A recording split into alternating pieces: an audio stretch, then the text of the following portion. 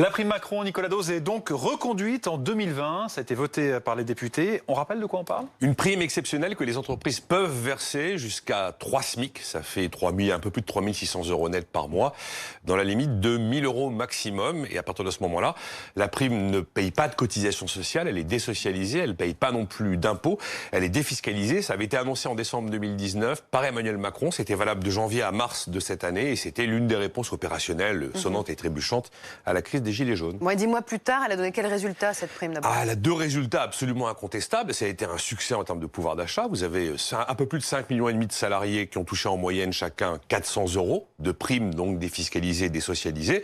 Mais c'est aussi un compte pour l'État et pour les comptes sociaux. Il y a eu 2,2 milliards de primes versées. Mais sur ces 2,2 milliards, la sécurité sociale et l'État n'ont touché aucun centime de cotisation et aucun centime d'impôt. C'est d'ailleurs pour ça qu'en 2020, discrètement, on a quand même durci un peu le dispositif. Ok, elle est reconduite, mais ne pourront la distribuer, cette prime, que les entreprises qui auront mis en place un plan d'intéressement. Il y avait eu un amendement pour essayer de préserver les PME de moins de 11 salariés, mais l'amendement a été retoqué.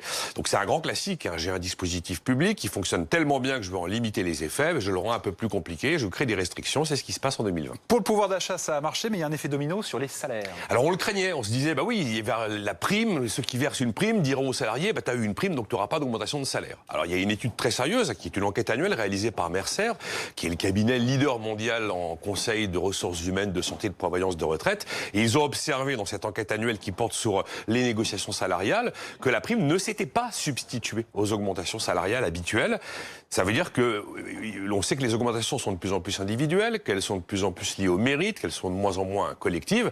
Mais la réalité est qu'en 2019, l'enveloppe globale de hausse des rémunérations a été supérieure à celle de 2018, supérieure à celle de 2017, ce qui signifie que cette prime n'a pas pris la place, comme on aurait pu le craindre, c'est vrai, des augmentations salariales.